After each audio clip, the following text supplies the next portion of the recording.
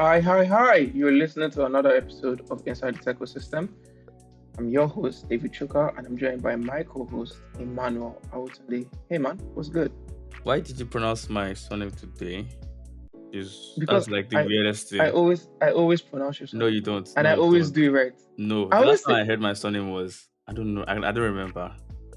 What? I'm joined by my co-host, Emmanuel. Hello, No everyone. surname. How, is that better? Is that Yes, better? sounds right. Yeah, just a troublemaker. So we have a very special guest in our midst today. We actually introduce our guests like they are preachers coming to preach. We have a very Rich special guest in preacher. our midst. They have traveled far and wide, spreading the gospel of tech, and they're here on our podcast today. And we would just like to say hello to Chidi. Chidi, do we say Chidi Williams or Chidi's fine? Chili is also fine. Yeah, chili is good. Okay, awesome, awesome, awesome. Chidi, we're actually very big fans of you. So maybe after this podcast, you could give us an autograph or something. Would really appreciate. How does that sound? I'm not sure about autographs, but we're Uh, friends, so it's fine. all right, cool, man. It's really awesome to have you on the show today. We like to allow all our guests to tell us a little bit about themselves, an introduction, how you got into tech. Just like let everybody listening know who you are. Yeah. Okay, my name is Chidi. I work as a software engineer. So I've been working for about 3 years now. I graduated in 2018 from Covenant, which I believe both of you might be familiar with, a little familiar with. And I've been in tech for about as long. I work primarily as a web software engineer, and yeah, my journey into tech was probably the basic routes of someone learning about computers and going to university. So I didn't actually study computer science in university. I studied electrical engineering, but I was also programming on the side for a while in uni, and then got a job at first in immediately after graduating from school, and have been working as a software engineer ever since. Yeah. That's nice. So like you mentioned that you didn't study computer science. You were learning software engineering on the side. So funny enough, like we went to the same school, right? I went to Covenant University also. My first experience or my first time, I think the first time we had like a real conversation was you were telling me about a particular algorithm in computer science. I was like, wait, you're not studying computer science and you know this. And that was really fascinating. So, which is really nice also. Have you always been a curious person? I would say in some ways I would say yes. I I generally find myself being, like I imagine a lot of people are curious about different things. I I could talk a bit about, for example, how I started programming itself, because I feel like maybe rushed through that. But my journey into tech started out first from childhood. My dad had a laptop he had for work, and I think at some point we also had a desktop in the house, but it didn't last very long. It wasn't very usable or useful. But at first, my dad used to work with a computer for his day to day activities, and I used to spend some time in the evening playing around on it and using Encarta Kids, Encarta Premium, learning about different things there. And then in SS2, I my dad came back one day. I think I've spoken about this in my blog once. I talk about it. My dad came back home one day and he had a CD with programming language compilers. Yeah, so it was a collection he bought from Computer Village, and Wow. he had he had the basic Fortran, Pascal, and one or two other old time languages. He had the compilers and interpreters for them, as well as manuals for how to set them up and use them. And my learning was almost completely based on that CD. So I can't remember if at the time I had access to the internet or other resources outside that. But I remember that primarily I was just working in that programming environment on the CD and with the manuals myself. So it was a bunch of PDFs loaded on the CD or a bunch of text files on the CD, as well as the basic compiler. And then it had the manuals of how to write your first basic program, 10, print, hello world, that kind of thing in Basic and Fortran and Pascal. And I spent quite a number of evenings working on it, so playing around. I don't think I considered it work at the time, but it was mostly me just playing around with this manual and CDs. And at the time, I also didn't know how to Google or find other resources. Sorry, So do you I remember remember how correctly, old you were? I was in SS2, so I was probably 14, Okay. 14, maybe 13, late. Okay. Older 13, probably 14. Yeah. So at the time, I don't remember if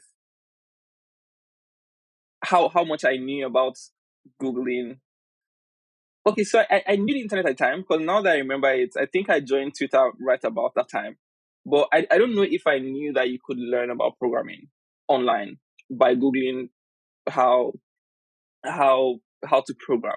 So I remember correctly that I went to, or by the time I got to the chapter on colors, so you can you can make a basic GUI and then add colors. I remember the text chapter was easy to understand, and some of the earlier chapters were easy to understand, but I got colors and then I couldn't progress any further. I didn't understand how to manipulate colors with basic language, and I stopped.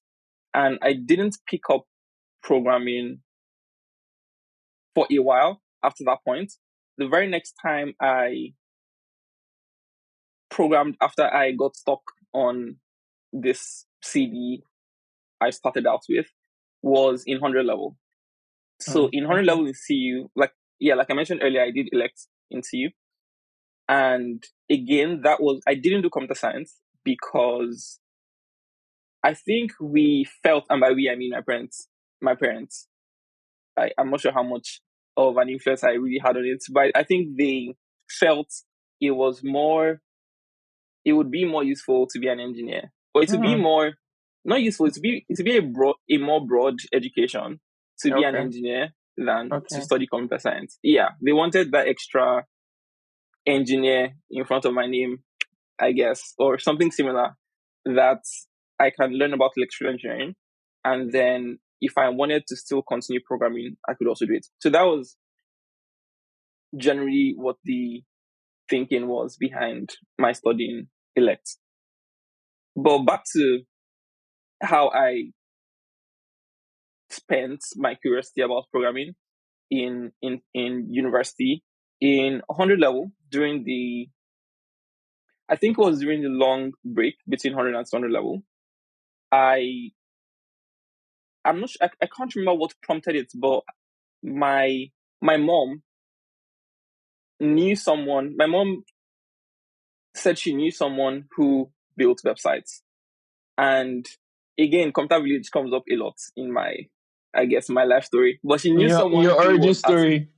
Maybe you tell our audience what Computer Village is. Okay, yeah. Do you want me to? So Computer Village is for the non-Nigerian. No, non-Lagosians. Okay. For the non-Lagosian listeners, Computer Village is a large, as the name implies, village. I think this But is the first it's time anyone would ever describe Computer Village. I didn't think it was possible, but here we are on this podcast. Yeah.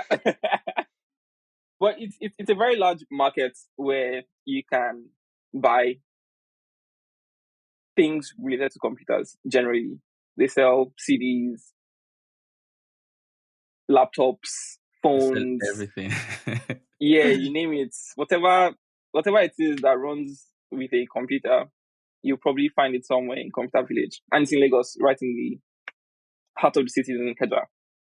So my mom said she knew someone, some way, who made websites for, I think, small businesses at the time, and he was in Computer Village.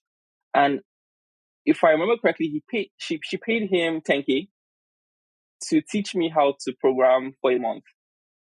So I lived maybe 40 minutes, an hour away from Computer Village, and I think it was every day except Saturdays and Sundays, I would take a bus and go to Computer Village and stay with this guy in his shop where he was doing some other things. I guess he may have been selling computer-related things, software-related things as well. And he had this small laptop where he was running PHP Storm and was building PHP websites for people. And then for a month, he taught me how to write HTML, CSS. I don't think I did any JavaScript, but he taught me the basics of making. Probably not. Yeah. Yeah, he taught me the basics of making a very simple website. Was it responsive? And I did. It was. Funny enough, I remember almost exactly how the first website I made looked. Okay. But it wasn't responsive. It also wasn't that terrible. Okay. Yeah, it wasn't the kind that nothing responds at all, but it also wasn't fully built out, mobile responsive, perfect, pixel perfect type of website. But it was okay.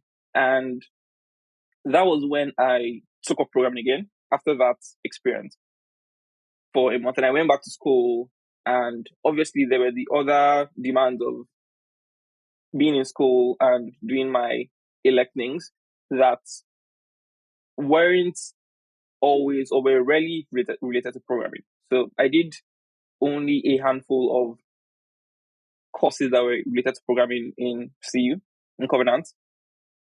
But over time, I was basically writing programs on the side. So there were a few organizations in CU I was building websites for, making websites for, working with other people in CU who were in Lex or in computer science in my sets, and we're building websites together. And yeah, that was the, I guess, journey throughout uni. And like I mentioned earlier as well, after that point, I applied and joined a software company, a startup, a software company in Lagos, and I worked there for 2 years before moving. So, well, back to your question, because I know the very first question was about curiosity and all that. But I guess my answer in some way touches on that and touches on how exactly historically I followed curiosity about programming. At first, it was mostly about there's this thing called a language and called a compiler you can type out your code into and do fun things on the computer. You can see colors appear, and you can make a Q&A robots looking thing. You can ask questions and what's your name, and you type out your name and you say your name is Chidi. You are N years old, and so on. So for me, in the early days, there was a lot about that.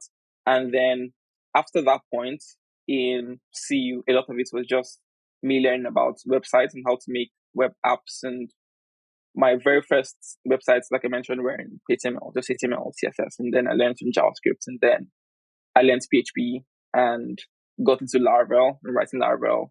And over time, my curiosities have just taken me to different places just around web development and programming in general. Chidi, I would have never guessed that you were into web, because I don't know, for some reason, like, I'm not like Emmanuel. We didn't go to the same school. I followed you. I know you through Twitter, and I follow you on Twitter and all of that. Mm-hmm. But like, nothing you post about says, "Oh, I'm a web," or "I did a lot of web," right? You just strike me as a, I don't know. You're just like, exactly. That's what I'm looking for. It's like someone that, looks at web developers like, this one's, not serious. We're building the future here. you guys, you guys are Oh. moving pixels around the screen, right? Oh So, no, not at all. Web development is very serious. Is extremely serious. I've I have done web and web adjacent programming probably all through my career in quotes okay, in programming. So yeah, I'm definitely that. Although I also spend a lot of time on general computer science type of things or general programming okay. types of things. And yeah, but I like web. Web is where I spend a lot of my time on. Oh, thanks, man, for the validation. I'm so grateful you said that. Web developers, you guys here, we're serious. So, So when you were talking about growing up and some of the things that you learned, like your parents, giving you textbooks, CDs, and stuff, would you say like those things were crucial to like the outcome of your curiosity? Like if your parents, for instance, never maybe took you to computer village or never gave you any CDs that had to do with computer science, would you do you think you would be doing computer science, or would you be doing something different, but you used to be a curious person?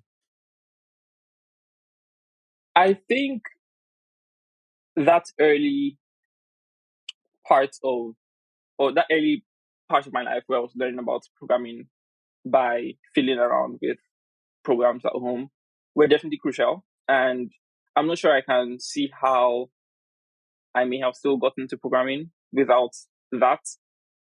So yeah, I think it was definitely important. But I would say there are also a few opportunities in my life where I may have not turned out to be a programmer, I guess. Like I mentioned, I studied electrical engineering, and there was a time where it was possible that I would have become an electrical engineer, whatever that would have looked like.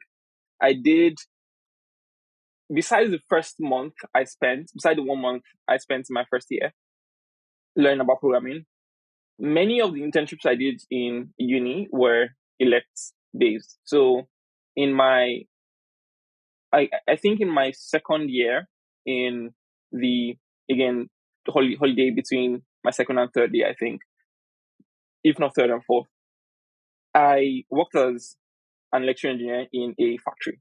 So yeah, I have a I have a few funny parts of my career, you've lived I many should say, lives. that have not been.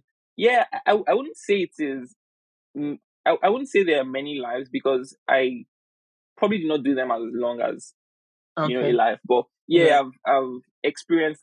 Yeah, there've been a few weird, funny types of experiences. But anyway, for a month or so, I interned in a factory, in a pharmaceutical factory in Ikeja, in Ogba. I don't know if you know Ogba, where there are a lot of these bottling factories, Yeah, but yeah. there's this large industrial area there in Ogba. Yeah. So in one of those factories, for a month, I was a guy who went to work and put on a jumpsuit and was carrying wires around and following the Moving head, physical pixels. yeah, the lead engineer, trying to turn spanners on boilers and chillers and all that. And I had a very funny. I like to narrate the story because it does sound funny, but I had a funny experience there where I remember very clearly one day I was working on factory, and we were supposed to wire a part of the ceiling at the top, right? And the person I was working with was I was standing on a ladder, right, leaning on the wall of the factory, and the person I was working with was standing below, and we're passing wires, and we're trying to carry up the wires to the top of the ceiling. And there was a moment where a lot of smoke from inside the factory got out of the factory and basically blasted on me at the top. And Wow. I always tell that too, that it was at that moment I knew I was going to be a programmer full time. At that moment I realized I'm never going to be. Yeah, I Wow. I knew it wasn't exact. Obviously, it wasn't exactly at that moment, but it was very clear. at that point that This is not what I I want to want do to with my probably life. stay in an office. Yeah. Yeah, I want to Or stay probably at sit in home. an office in AC or or at home and press keyboard and type out letters on the keyboard and work as a software person. I don't think the physical activity type of work is necessary for me. But in any case, yeah, that was just to say that I spent some time working, obviously, in the path of being an electrical engineer and not a programmer. So, but I think that, yeah, back to your question, those early moments were definitely instrumental for me. Yeah.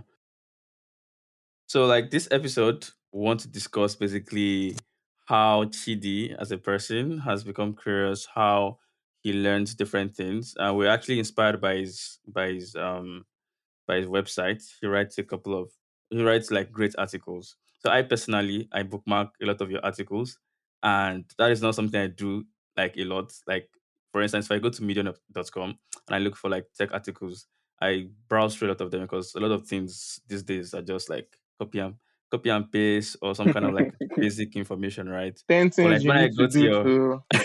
exactly those clickbait I'm one of them. sites. Oh. So when I go through chidywilliams.com, like I like when you're reading a book that is very basic, right? You are likely very fast at reading it, you know. But when you read something a little more complex, it takes you time. You have to settle down. Like sometimes I have to like put in my headphones and play lo-fi beats before I can read some of your articles because I need to concentrate. So like what inspires you, to write these articles, and like where do you get your I don't know how to ask it. Like where do you get your source from? Like your source of inspiration to be able to come up like with really good articles? Well, first, thanks for the thanks for the compliments for my on my articles. I I mostly blog about things that I'm learning at the moment or things that I found interesting. I wouldn't really consider myself a writer or a blogger in the sense that in the sense that periodically I write, or in the sense that I have a target of number of things I put out or how frequently I put out. It's not something I consider a full-time effort on my end, but it's a byproduct of some of the learning I'm doing. So I tend to, a lot of my articles tend to reflect, say, books I'm reading or technologies I'm learning about. And that's where a lot of them come from. But there's also been a bit of a conscious effort to try to write in a way that helps people, or in a way that, Like simplifying? yeah, like simplifying, like trying to actually teach in some way. So yeah, there's you can write in the sense that you're, say, writing for yourself or writing just to produce, to have something that's a result of something you're doing, but isn't necessarily to teach someone else. But some of my writing has, just because there've been a few people who have reached out to me and told me they found something I wrote interesting.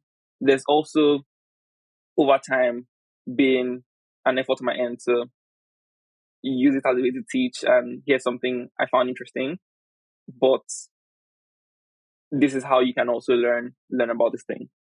Yeah, I actually agree because I think I read a couple, maybe one or two. I'm not like Emmanuel. I can't concentrate through all of them. Some are actually really conk. I'm like, okay, I think I still need a couple of years to get to this stage. Uh, but the pattern in which some of the articles take is like you can actually tell, he's learning. He's actually telling you that, oh, this is what I'm currently learning right now. This is what some of my research says. None of that, right? And I think it's interesting, but I like to know because you just mentioned when people reach out to you and stuff, you be like, oh, wow, people are actually reading my stuff, right? And then it clicks in your head that, oh, I think I should actually, put in some work to make this thing look like, no, I'm one of the craziest out there. But I'd like to ask if anyone has reached out to you that, oh, would you like to write for our platform or something like that? Because I feel it feels like you just have one blog, ChidiWilliams.com. You don't write on multiple platforms, or you don't do. Yeah, exactly. And I think I mentioned this earlier as well, that I wouldn't say I'm a writer in sense of it's something I do. It's not something that I'm looking forward to reaching out to publications to write for them.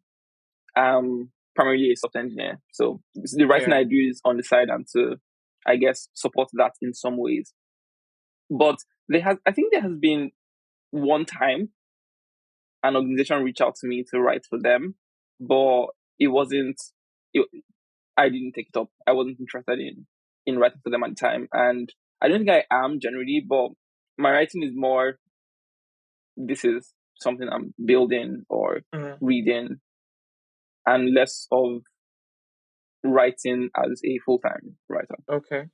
All right. So Chidi, we mentioned earlier that this episode we're going to talk more about learning. And I also said if someone told me you were a web developer, I wouldn't have ever believed it, because in fact, I don't know, you just give off a different vibe. Or if you had a career in web development, because even Emmanuel's first perception of you, it may not be the same too, because Emmanuel was like, when Emmanuel was telling me how he met you, he was like, oh no, he helped him solve an algorithm question, and that was pretty interesting. But I've come to I'm sure learn Chidi doesn't remember. he can't. He has too many fans. Let And me check you're your just memory. one Let me of check them. your memory. We were in that Emmanuel, let particular it building go. that had internet. Wait, no. That had like good internet and lights. I think we were like third floor. Is this CDS they call it? That research building. What's it called? Cookread. Yes, Cookread. Yes, you're in Yeah.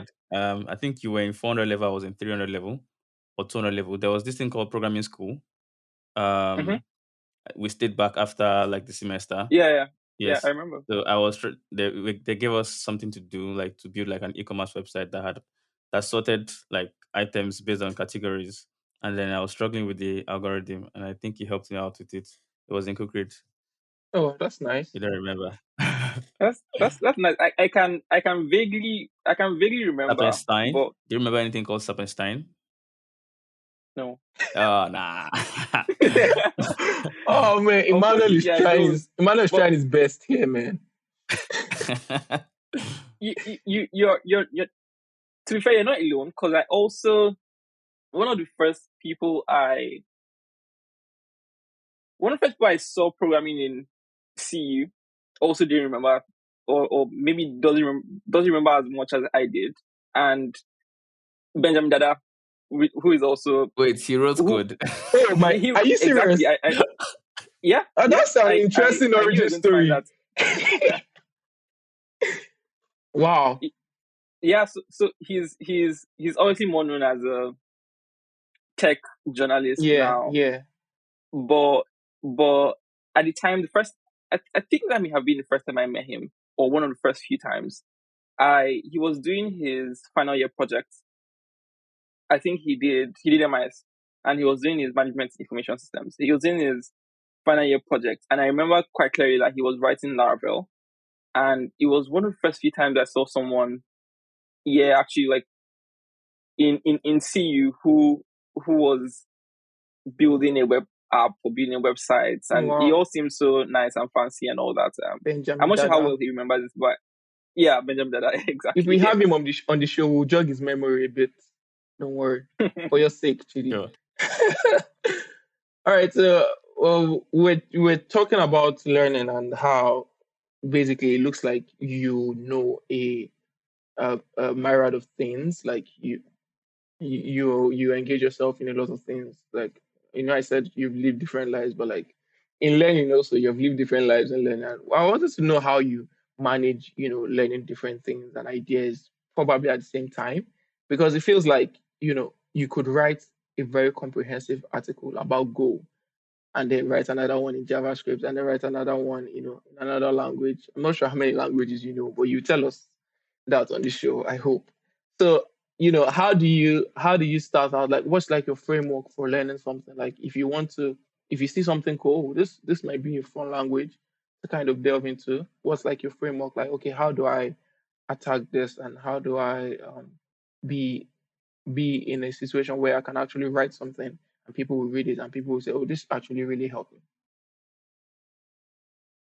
Yeah, so I think I should first say that the the primary driver behind, I'll say, my blog and some of the things I learn about and do is just curiosity about things or finding things interesting. Mm. I tend to I know it probably sounds cliche because there are a lot of tech people and there are a lot of who are in tech, and tech is quite a common career path and common thing people do.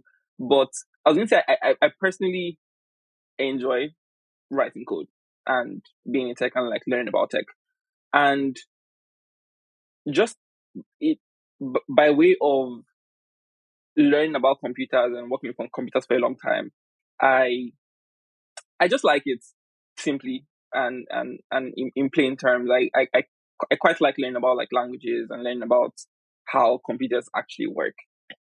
And there's this funny line where there's all the hype about Web3 now and about new things happening in the web, but I'm still fascinated about Web 0 or Web 1 or Computer 0, which like before the new things happening in web and fascinating things people are building every day. Yeah. Some of the very basic things I still find quite interesting to learn about. It's computers are, I find them just interesting to work with and like learn about and build. I think there's something really nice that human beings have built here. So yeah, that's I should say the primary thing behind why I like to write code Yeah. or learn about programming or computing and all that. Yeah.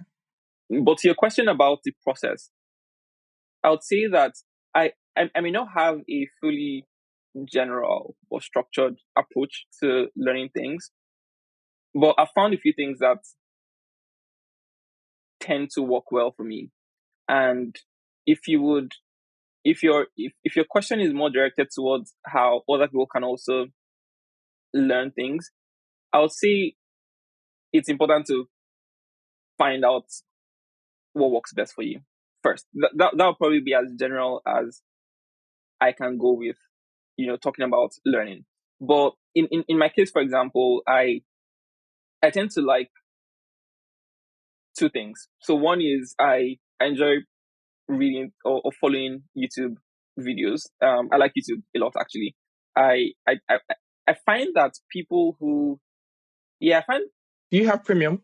Oh, I've had premium for a long time. Okay. Yeah, definitely. Some people on Twitter swear that they will never get premium. Like YouTube, you can hit me with 7 ads. I promise you. I saw that recently where Elon said he doesn't have premium. Yeah, for me it's a no-brainer. Yeah. Yeah, for me it was a no-brainer because I spend quite some time on YouTube, like doing stuff or learning things there, or even just for entertainment. Okay. So I get a lot of value from having premium and not seeing ads every 3 minutes. 3 minutes. Someone actually said that YouTube is trying their best to get you to pay for premium with those ads because there's so many these days. Yeah, it's intentional now, of course. Yeah, cool. So I was saying that I primarily learn through 2 channels, is if one way to put it, but one is through YouTube. Especially earlier in my time learning about programming, I spent a lot of time on Free Code Camp's channels and some other channels on YouTube that were teaching how to, for example, intro to Go. And yeah, I find some of those tutorials very direct, and I like learning from them. So I used to spend a lot of time just watching lots of YouTube tutorials and following along. And then I've also spent some time learning through books. So I also like reading through either physical or digital books about programming and following along. But I think behind both of those two modes of learning, I think something that is always that's important for me in either case is building something along, and it's probably the bridge between both of them. I think it's been really important for me that when I'm learning about something, whether it's a new language or how to use a new framework or how to build some type of thing, that I actually make something. Yeah. Because I think there's a certain shallowness to learning where you look at some text. You know when you read a blog or you read a tweet and it gives you a sensation that you know what he was talking about, but you actually don't. If you try to reproduce it a day after or a week after, a month after, you find that you've forgotten most of it. And at some point I picked up on that, where I would briefly glance through something or skim through some post or some text about something, and when I actually try to explain it by myself or try to reproduce for myself, I wouldn't be able to. So over time, I've learned that something that works quite well for me is building in line with what I'm actually learning. So over the last 6 months, for example, I've been working on a book. I've been reading through a book, Crafting Interpreters. I'm not sure if either of you probably have seen that. I may have tweeted about it, or I've also been blogging about it as well. Okay. But it's a really good book, and I recommend it a Who's lot. the author? It's on how to make your own. Bob Nystrom. Okay. Okay. Robert Nystrom. He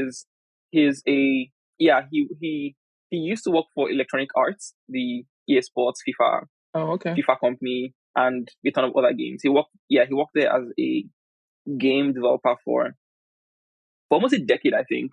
And after there, he left to work for Google, and he works on Dart, the programming language behind Flutter. Yeah, so he works on the Dart programming language, and he wrote this book called Crafting Interpreters that teaches you how to write your own programming language, and it's very interesting. Although it's quite a large book, something like 600 plus pages. It took me, I don't know, 6 months plus to go through, but I quite liked it. But to the point I was making earlier,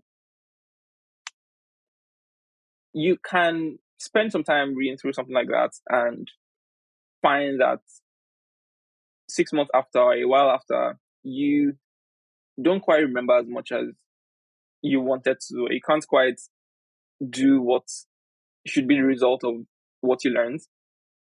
But what has helped me, or what helps me as I try to learn things, I try to become better as a software engineer, is trying to build things as well. I'm trying to say, this is what this text is talking about, and I build along with it, and I also try to extend it in some ways. And it seems when you say it like that, it does seem obvious, but I think sometimes it's not as obvious, and sometimes it's, I'm trying to learn something, but I'm actually not creating on the side as well. Yeah. Apart from the fact that it's not as obvious, I think it's the most difficult thing to do, actually, to decide that, okay, if I'm learning something, I'm actually going to be building this. Like, building is hard, right? Building is very, very, very hard, actually. And I don't know, a lot of people do not, I don't know whether they don't know that building is hard or they've never built anything in their lives before, but, building something is not the easiest task at hand most times. So I wanted to know what kind of projects you enjoy working on. Because, if you are learning something and you think, oh, I'm going to channel this learning to something and build something that, what kind of projects comes to your mind at first, right? When you maybe pick up a new language, is it a to-do list, or is it you want to build a blog, or you want to build your own interpreter or your own programming language? I like to. Yeah, so I think one of the best things, at least one of my favorite things about programming, is you can see what you're building in almost real time. I think compared to other ways of making things or building things, there are some modes where you don't quite see what you're doing. But programming isn't really like that. When you, especially if you're working on things like web dev Mm, or visual kinds of programming, yeah. you have almost a direct, immediate feedback Feedback. Yeah. on what you're building. Yeah. And I find that a lot of my favorite things to build are things like that, where I'm learning about something, but I want to see it somehow. I want to interact with it. I Mm, want to use a mouse and drag something into something else, or have that visual, tactile feedback with what I'm building. mm. So a lot of things I try to build tend to be of that form. Yeah. So there was at some point last year I got interested in 3D programming, and for a while I was learning about how to use 3D libraries on the web to Yeah. I build think I things, make remember things, that. and for things like that, it's almost, yeah, exactly. For things like that, it's almost a given for you to learn by making something you can see and interact with on the web. Oh, okay. That's cool. That's cool. That's cool. Me personally, I like to do lists. Hope I don't get hope I don't get dragged for that. How do you personally like manage this let's say different ideas? Do you do it like sequentially where okay, for this next few months I'm going to be learning just one thing, then after that I pick up something else? Or do you ever work in parallel, like on two different ideas? Probably more in parallel than sequentially, and not because I have a grand plan or strategy. I don't. I don't have a page where, even though I've probably tried a few times before to make something like that, to make a learning plan for the year or for the next 6 months. My timelines are, yeah, my timelines are probably a bit shorter than that. I probably know maybe a month ahead, or in the case of, well, a book like Craft Interpreters, I did plan to finish the book. And for a book of that size, it was going to take several months. So it was a bit of an upfront plan to go through that and learn about interpreters. But there are, there are things that might come up that I just find interesting and I want to learn about or do, and that distracts me. So, I wouldn't even say that that's the best way to do it, but it's just the way that I found I like. Because it's probably most important that, or at least to me, that what I'm learning is something I'm interested in, and not something that I have to force myself to learn and do. I already have a job for that. I already have, Oh. I already have other responsibilities for learning. Like the things I try to do for myself or do on the side, I prefer them to probably be a bit creative and be a bit more flexible. So you might find that in my blog sometimes at some point I was blogging about 3D programming, and over the last year or so I've been writing a lot on languages and compilers and interpreters. And maybe in the next 6 months, 6 months, I move to something different and try something different. But for me, that works. For me, it works to be flexible or to just find something you like. But also, I'd say, on the other hand, that you also, well, at least I know in my case, I also wouldn't want to be jumping around too frequently, because things take time. It takes time to actually learn something and learn it well. So at least a couple months I put into trying to learn about some particular topic and not move around too frequently. Mm. So, like in a week, for instance, do you have like with do you split your week into, since you said that sometimes you can work on multiple ideas at the same time? Like, do you split your week into okay, maybe Monday I'm gonna work on this, Saturday I'm gonna work on this, do you have any form of schedule like that? I think my schedule is vibe. I work on vibe based schedule. I, I don't really have a rigid type of schedule, I should say. I have I have some notes around for things I want to do and continue doing, like books I want to finish up on, or blog posts I need to finish reading, or topics I need to do a little research on or explore. But I don't have a rigid time, and I probably don't like very rigid schedules because they tend to become boring over time. But keeping it just a little open that over the next few months, I want to finish this book or I want to follow this topic and try to stick to having a little wiggle room works best for me. But like I mentioned also, it's important for people generally, if they're going to take this as an example, to find what works for them. For someone, it might be best to have some kind of schedule that keeps them on track with what they're trying to accomplish. But for some other people, it might help to be a bit more flexible. Nice. There's a course on Coursera. Oh, nice course on Coursera that teaches on how to learn. I think it's called "Learning to Learn: Mental Models to Help You," something like that. So they teach about like two major types of learning, like two modes in which your brain is when you're learning: diffused and I think something like concentrated way. So when you're concentrating, like you're using like all your focus on one thing, right? And then the diffuse mode is when you're not concentrating, your brain is actually still like maybe learning. For instance, when you're sleeping, your brain is like maybe joining ideas that you wouldn't join normally if you're conscious, right?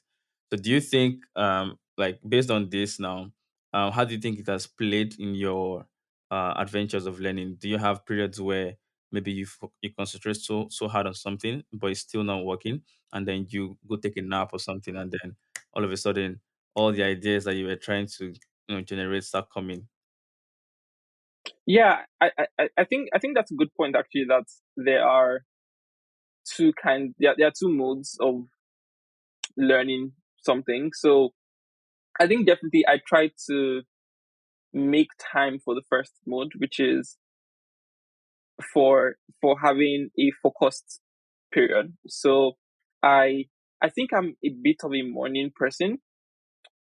The Crafting Interpreters book, for example, that I was making my way through and building programming languages along with, I worked on it mostly in the mornings. So I wake up most days except maybe Saturdays, I wake up before 7 or something, and I spend maybe an hour before work or before I have to do other things, an hour, maybe a little more, hacking on the language. So for that time, I try to, even though sometimes, as you would probably guess, sometimes I spend some of the time scrolling through Twitter or trying to check hacker news or trying to do some other activities, and it doesn't quite work out. But I do intentionally try to make out some time to focus and try to work on something and have a bit of an extended period building something or learn about something.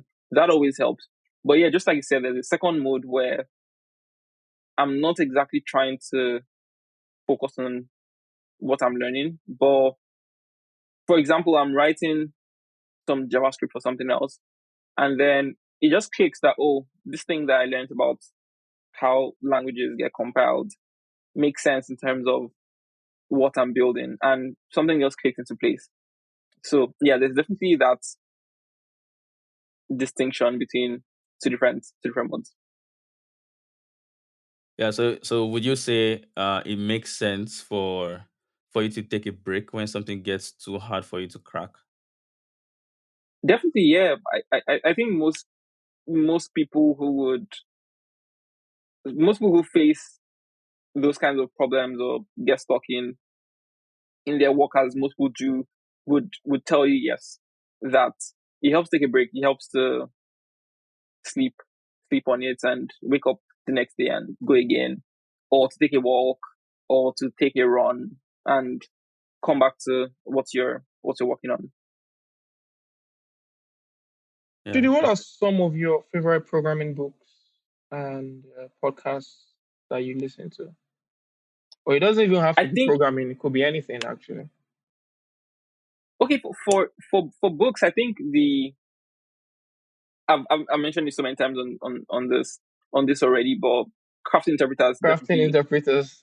has been has been one of, and it's not just because of a recency bias, but I think it's one of the most well put together books I've ever seen. No, I So have Mm. to read that book. to explain why that is, for example, some things about it just intrigue, or I find quite fascinating. For example, the author also draws, so all the illustrations in the book were done by him, for one, and then he also built out this. He also wrote a program to build the book such that he makes sure that the code at every point in time works fine. What? Right. So you know the way a book is laid out is you in each chapter the author is building out the final program at the end of the book. Right. Yeah. And Mm-hmm. writing code snippets to tell you what lines to add and where, Mm-hmm. and what files to change and what lines to replace. And he wrote this program I just found a little interesting that annotates the code such that it shows you at chapter 1, this is the state of the final thing, and it works fine. And he writes tests that at this point we've implemented strings, and there are tests on strings. And in chapter 2, we've added this new feature. Anyway, I just found that quite interesting as a way to write a book that's not just writing plain text, but also making sure that the code is actually accurate. And very tiny things about the book have made me like it very well. But also there's a book I also like. It's called Code, plain code, CODE.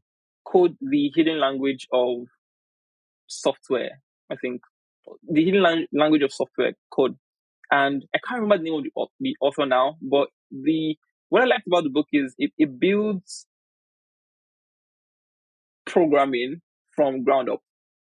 So in the very first chapter, the author talks about or gives an illustration of two children who were communicating by flashing a torchlight across their houses.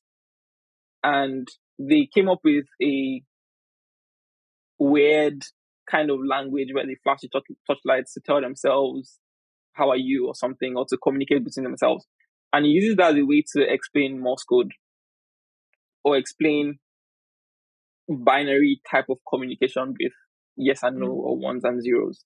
And from that very primitive form of communication, he goes through how logic gates work and or not gates work. He goes through how processors and computers work, and finally builds it up until you get to an actual computer. So it takes you through the entire process of, in some ways, the history of computers and how computers got A brief to where history they of are. computers. Yeah, a brief history of computers, but also a build up of the workings of computers. So I found it quite interesting as well, because it's the kind of thing that, especially if you didn't study computer science formally, it helps fill in a lot of gaps you might have about how computers work. If you're someone who's worked as a software engineer for a long time, but you've over time been on, or you've worked on a high level, and you want to learn more about the in-depth workings of computers, or how they came to be from more primitive types of machines to what they are now, is very helpful. Yeah, so code would be, I'd say, my second favorite programming book of all time. For programming podcast, should I say Inside the Techosystem? You think you're slick? Well, we're not really a programming podcast per se. We don't Yeah. we talk about programming sometimes, but we're more of a tech and More ecosystem times than podcast. not, actually. Yeah, Yeah. but like By the way, Chidi, don't worry. People who study computer science, see, we don't know computer science. We don't know computers. So Stop. that So book, speak for no, no, yourself. no. Speak for That yourself. book is also for us. No, don't worry. Yeah, but I was saying that I don't really listen to that many. I don't really listen to programming podcasts, but I like Lex Fridman, by the way, who is which isn't a Lex Fridman podcast, which isn't a programming podcast. Is more general purpose Yeah, technology, I think Emmanuel likes Lex AI, Fridman too. Yeah, science. I was gonna say Yeah. that too. But he said it the same way I was going to say it. By the way, I Yeah, like it's a, Lex Fridman's podcast. What does he talk yeah. Like about, please? I'm curious. he talks about everything, but I think he talks a lot about he speaks with guests that are like top on their field. So every episode brings like a very different topic and they go very deep, like 3 hours. Oh, So wow. Oh, yeah. Yeah, wow. it's one of my favorite things actually. It was one of the first and probably only podcast I knew that would go on for that long. So some of the episodes, like I probably started liking it when I listened to a 3 hour episode. I was like, oh my god, I just spent 3 hours and enjoyed listening to Wow. someone That's talk about his field or her field yeah. What's your favorite for 3 hours episode or 4 hours. so far? Sorry, could you say that again? Your favorite episode so far? I liked. I don't know if I have one favorite, but I've liked a couple guests. I liked when Brett, Eric Weinstein came on. I think he's been on 2 or 3 times to talk about some of the work he has been doing. I also liked when Elon obviously came on as well and talked about Elon stuff. That was pretty good. I've also liked some of the philosophy types. I can't quite remember some of the names, but there was there've been some of them on existentialism, which is Yeah. one of I'll say Lex's interesting Yeah. topics where he talks about like Russian literature and Dostoevsky. There's a word he says a lot. I think beautiful dance. He's always saying something Yeah, like it's a beautiful dance between this and that, you know. yeah, He's a very exactly. good guest. I Sorry, he's I a very I've, good interviewer. I think I know my favorite episode now. I know the one I'll call my favorite episode. It would be the one he had with his father, and I they think I they remember talked that Wow. episode. about his background and growing up, and it's by far my favorites because I finished and I was like, yeah, that was very beautiful. So his Hmm. father is I think his father is a professor. I'm not sure what university he's at, but if I remember correctly, he's a professor of some plasma science Yeah, of yeah. plasma and super. There's a term for it, super cool fluids or something of that sort. And he talked about his education and growing up in Russia. So the Friedmans are Russian Jews, and he talked about their background and some of the things he liked to do growing up. And a very funny part I remember from that episode was where he talked about how he met Lexi's mother, and I think he memorized some poems or songs, and Yeah. was Poetry is a big part was of yeah. Poetry was quite a big part of his life, and he Hmm. talked about how he was yeah reciting poetry and singing for his mother, and it was just a beautiful episode all around. So scientists, you guys can hear, you can find love too. Step away from the computer for a bit. Jide, I'm actually curious if you plan to do maybe pursue like further your education a little bit. I don't know if you have a master's now or if you're working on that. or you want to get a PhD? Because you look like someone that's, I don't know. I don't know how much into academics academia you are, but like, reading a 600-page book about interpreters is pretty it's pretty serious. So I'd like to know if you'd like to go further and maybe do your master's, get a PhD, or be a professor at the end of the day. It's something I've considered for a while, and I'm not completely sure what the answer is still. I'll say my parents definitely want me to go back to school Of and course. be a doctor and be Dr. Chidi Williams. Yeah. Dr. But Chidi Williams.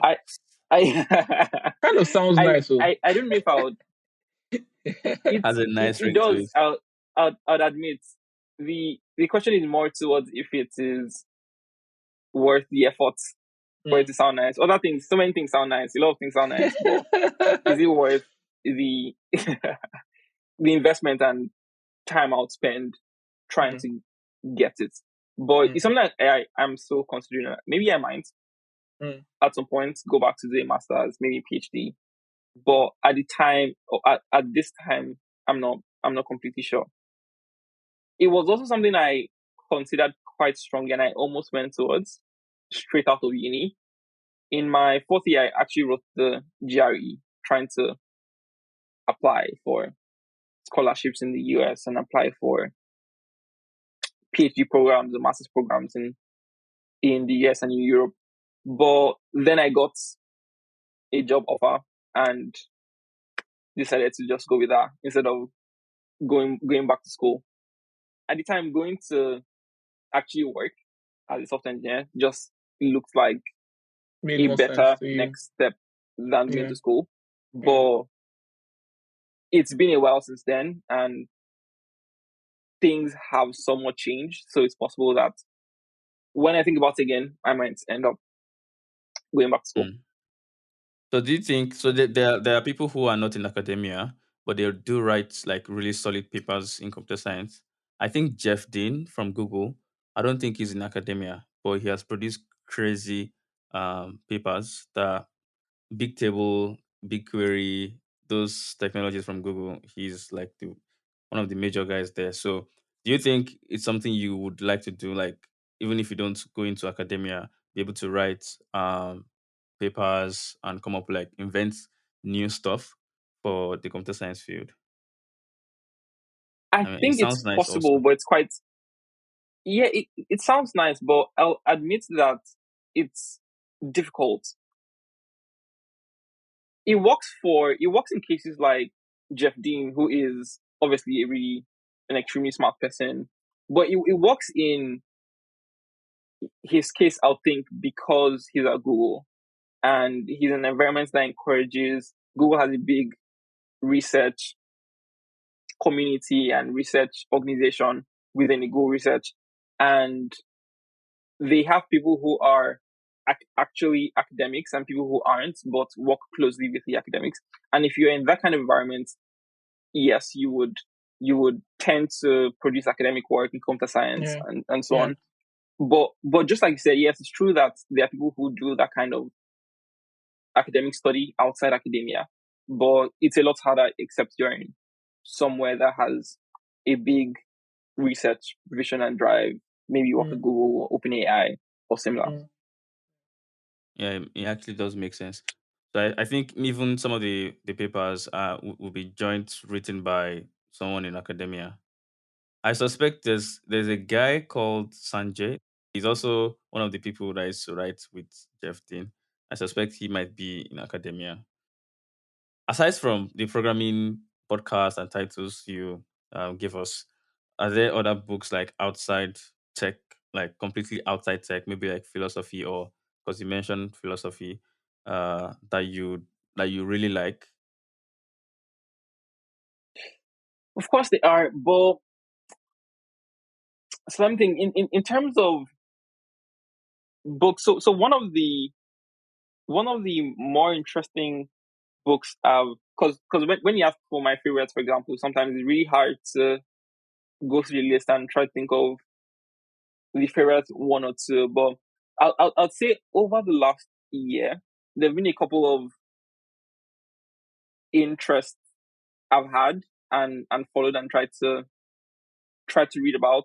But for example, I really like some of the writings of James Cars, who was a professor. I think he was a professor of something like professor of the culture of religion or something of that sort. But he writes just generally about religion and culture, or he used to. Or he was a writer about religion and culture and all that. But he wrote a book called Finite and Infinite Games that I really like, and he talks about his more general philosophy.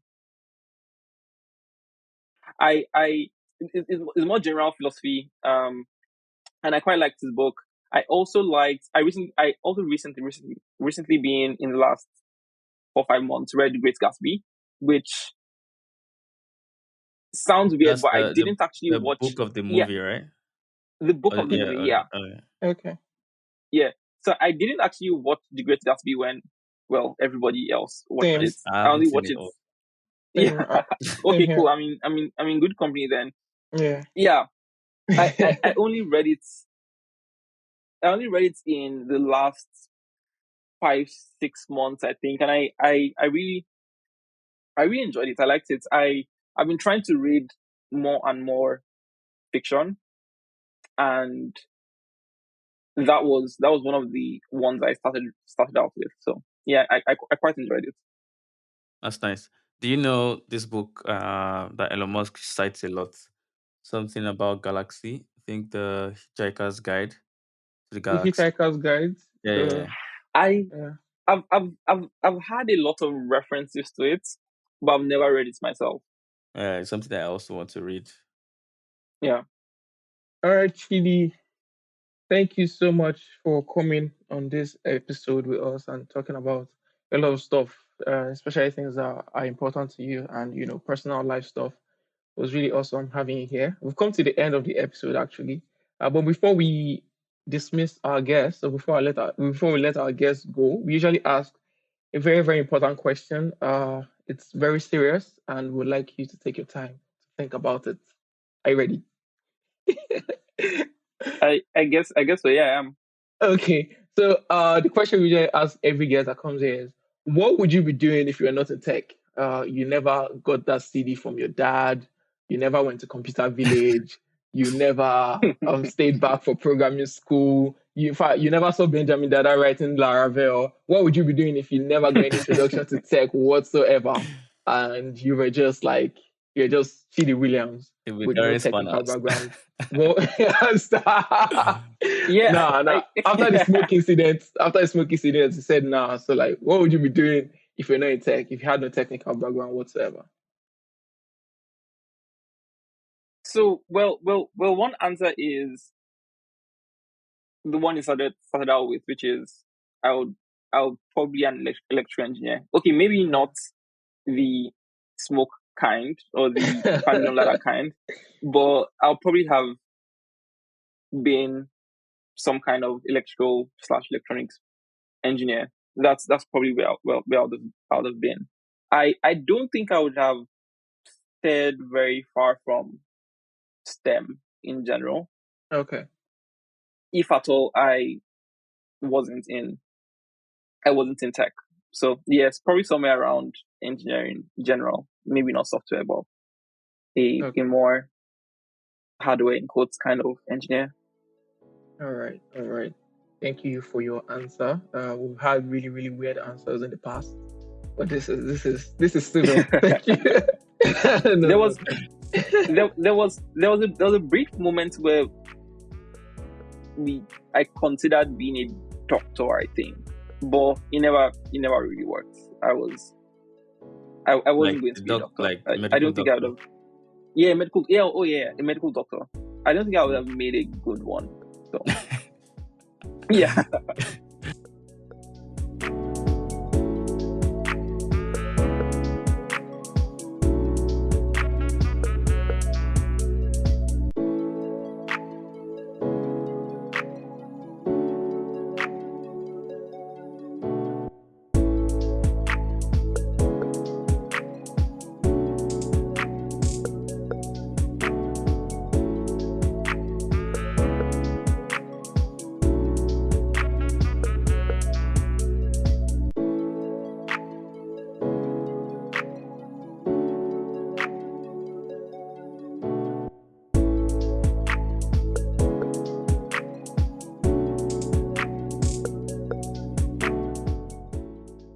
thank you so much for listening to this episode.